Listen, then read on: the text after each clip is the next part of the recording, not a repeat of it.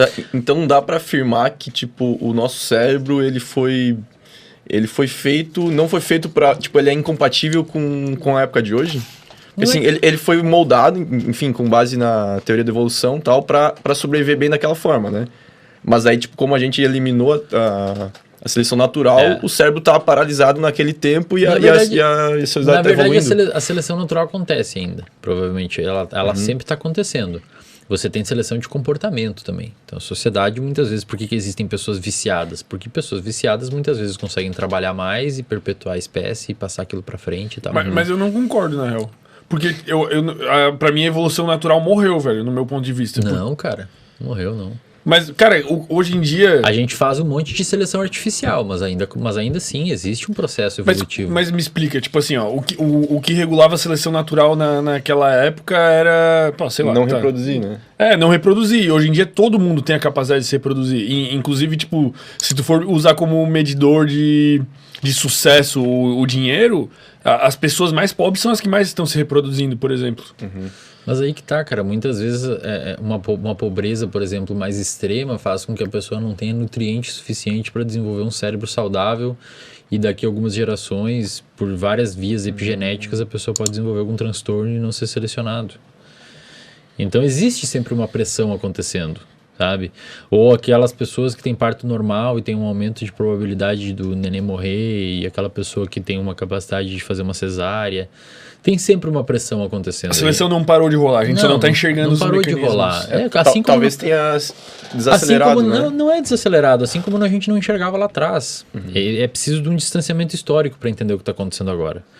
Mas assim, o nosso cérebro, ele foi, principalmente o nosso sistema dopaminérgico, que é um sistema motivacional e envolvido com comportamento de risco e busca por recompensa, que portanto está implicada nos vícios, ele foi moldado num contexto que não tinha tanto estímulo como tem hoje. Sim. Por exemplo, se você pegasse um caçador-coletor 25 mil anos atrás, antes da invenção da agricultura, por exemplo, e desse um hambúrguer para ele, cara, a caloria que o cara ia comer na semana. Ele comeu em uma refeição. Isso não existe. Nunca antes existiu. Então, tanto é que hoje você percebe que tem mais pessoas morrendo por problemas relacionados à obesidade do que de fome. Porque foi um sistema adaptado naquela época que está vivendo num contexto distinto hoje, num ambiente que não foi desenvolvido por aquele sistema, dentro daquelas capacidades. Então, o que eu falo sempre pra galera no Instagram? O futuro vai ser foda, velho. Na minha opinião, vai ser uma inundação de depressão por várias vias e uma inundação de problema metabólico por várias vias. Eu acredito. Mas a não tu acha ser que que a gente essas já não estaria... informações chegam nas pessoas que... Porque tu acha que a gente já não tá vivendo isso hoje? Não, a gente vai aumentar no futuro? Vai aumentar. Quando você pega artigos científicos de 1990, por exemplo, para ler, porque estão publicados lá, você lê, né? Artigos sobre depressão e obesidade. Os caras falam no artigo, a obesidade vai ser um problema de saúde pública em 2025. Acertaram. Hoje, se você somar sobrepeso e obesidade, mais da metade da população mundial tem, cara. Pô, é coisa pra caramba, né, velho? Não é? Se for parar pra pensar mesmo assim, é coisa pra caramba. É absurdo, é surreal. Muita coisa, cara. Sabe? Tem um filme, velho, que não sei como é que é o nome, o pai cria as crianças no mato, assim. Não sei se vocês sabem que filme é esse. Capitão Incrível. É um dos meus filmes preferidos, velho. Você lembra aquela hora que ele tem que levar as crianças pra cidade, vai pra um hospital, pra uma rodoviária, não sei. A filhinha olha pra ele, pai, o que aconteceu com aquele moço? Era um cara obeso. Daí ele fala, o quê? Fala, ele é obeso. O que aconteceu com o corpo dele? Ele fala, filha, desregulação, comeu demais e tal. Daí ela faz uma pergunta, cara, que as pessoas não se perguntam mais. Mas por que ele fez isso se ele sabe que faz mal a obesidade? Aí você pode falar assim, pô, mas a obesidade é uma doença multifatorial. Óbvio que é. Tem componente genético, ambiental, social, etc. Só que isso, eu não tô falando que a culpa é do indivíduo. Eu tô falando que a culpa é da sociedade. E eu sou muito crítico com isso, cara. Eu falo, a pessoa que fala que tem que aceitar, cara, a pessoa tá fazendo um desserviço à saúde pública. A pessoa que fala que tem que aceitar a obesidade tá fazendo um grande desserviço à saúde pública. Porque a minha luta não é contra o obeso. A minha luta é contra a obesidade. É diferente. Na minha opinião, o obeso é uma vítima dessa condição, que merece ser tratado e merece entender que aquilo é um comportamento que é uma doença, né? É uma doença. Às vezes a pessoa Está no acha que CID, é está na classificação internacional de doença, é uma doença. Que aumenta a chance de depressão, aumenta a chance de Alzheimer, aumenta a chance de um monte de problema. Então, eu acho que o cérebro se constituiu e foi selecionado num contexto de muita escassez e hoje vive num contexto de muita abundância. E eu acredito que as coisas só vão piorar, de verdade. Tem um pesquisador chamado Joseph Ledoux, que é hoje acho que o maior especialista nas áreas de emoções do planeta. Ele é muito pica. Ele que descreveu esses circuitos de resposta ao medo que eu falei da amígdala e tal, ele que descreveu. Ele que caracterizou isso inicialmente. Muito foda. Ele fala que, do ponto de vista de evolução das espécies, nós temos um cérebro, algumas estruturas do nosso cérebro é muito parecida com outros animais da natureza. Então, por exemplo, se eu pegar a sua resposta de medo frente a um leão, é exatamente as mesmas áreas de uma galinha, por exemplo, de um camundongo. Exatamente as mesmas áreas vão ativar, vai liberar o mesmo, a galinha vai levantar voo e sair correndo pela mesma razão que você vai fazer isso.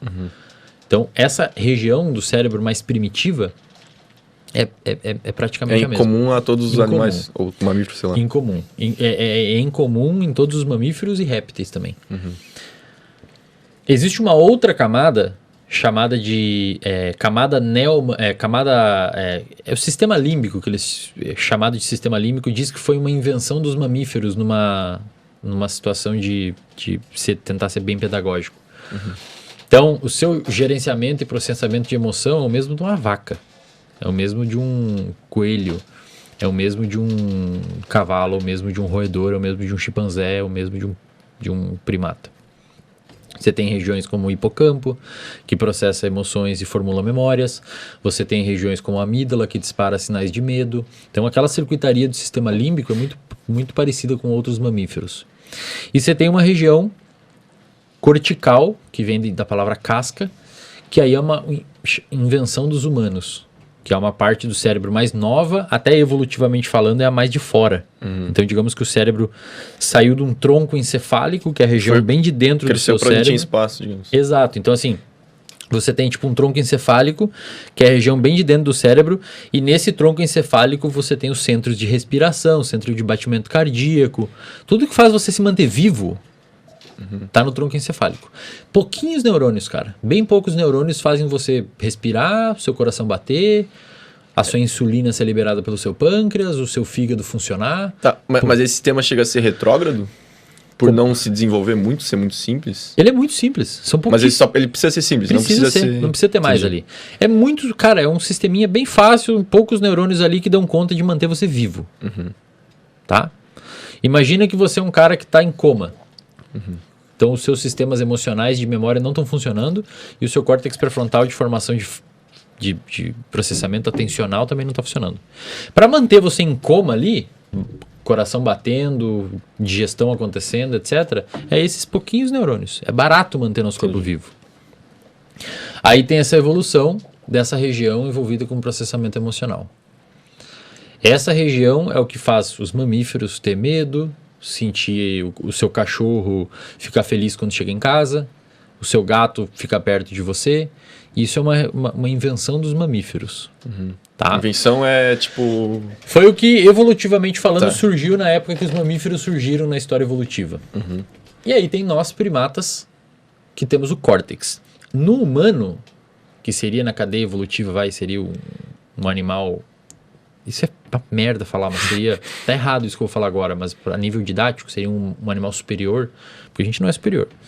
Joga você em uma águia de um penhasco, vamos ver quem é superior.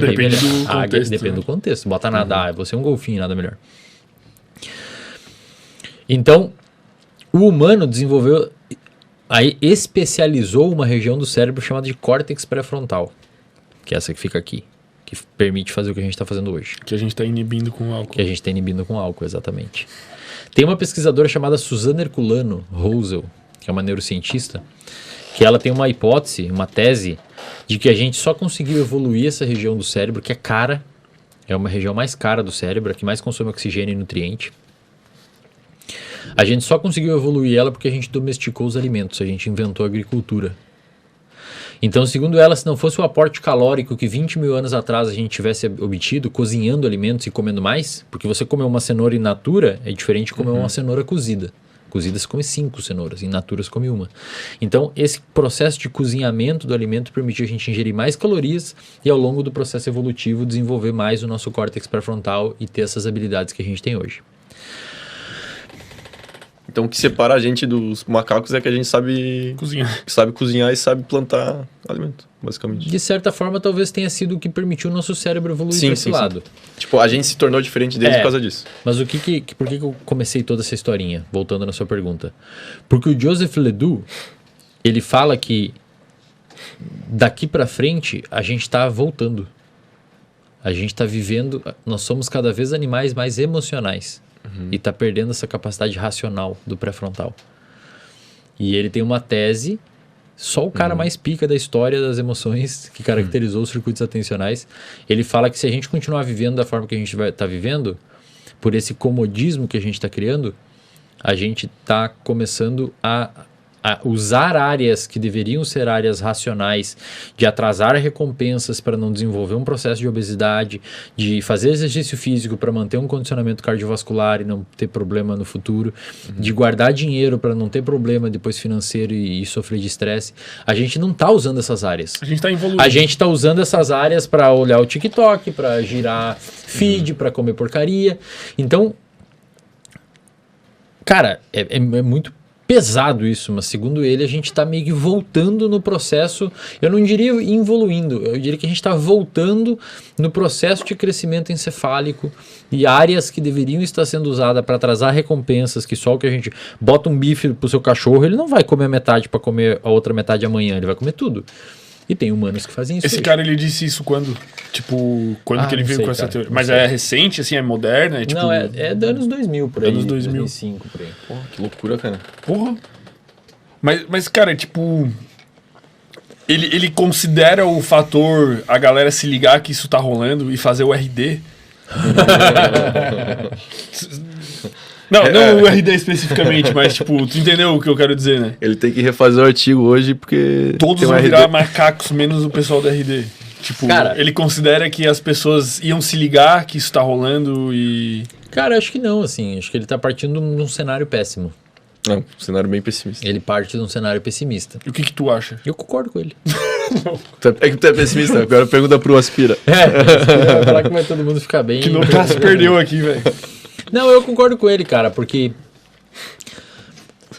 o ser humano tem uma tendência de fazer o fácil. Nosso cérebro evoluiu assim. É achar uma macieira e ficar em volta daquela macieira até terminar as maçãs. E quando a gente domesticou a agricultura, a gente não precisou mais andar 80 km por dia para caçar alimento. A gente encerra a vaquinha ali e planta a semente aqui na nossa frente e nasce.